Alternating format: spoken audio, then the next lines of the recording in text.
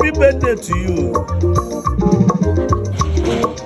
Clinton Tochukwu Madweke. Ezi nwa mụ na nnọkwa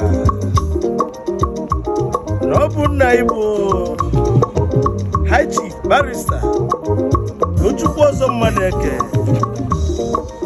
Adreesị ndị nnọkwa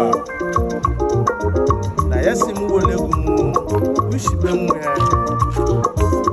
nwafe nna ọcha n'isi nkanụ maka na nwugo na nwugo ọcha onye ọma Tochukwu na-ekwu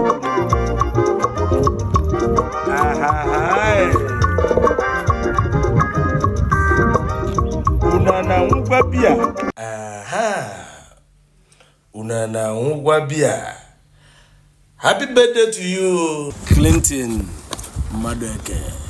Ezi nwa mụrụ ọfụma na nnọkwa. Nna isi m were ego m wichibe tata happy birthday. Si m na-elikwa n'ife na na-eli akwakwa na-abịa.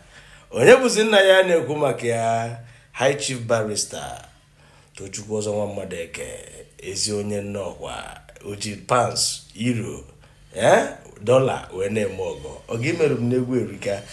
I went to wish you one that happy birthday for good night. We see Kifa kwa Kifa when Ubana Kodosigo. I just wish you one night.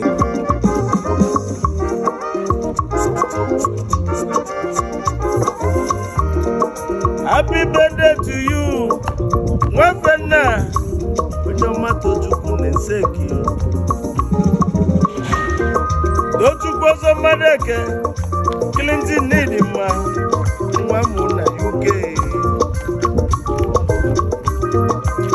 I Chief Barrister ọzọ Madweke si mo wish you happy birthday to you, my brother.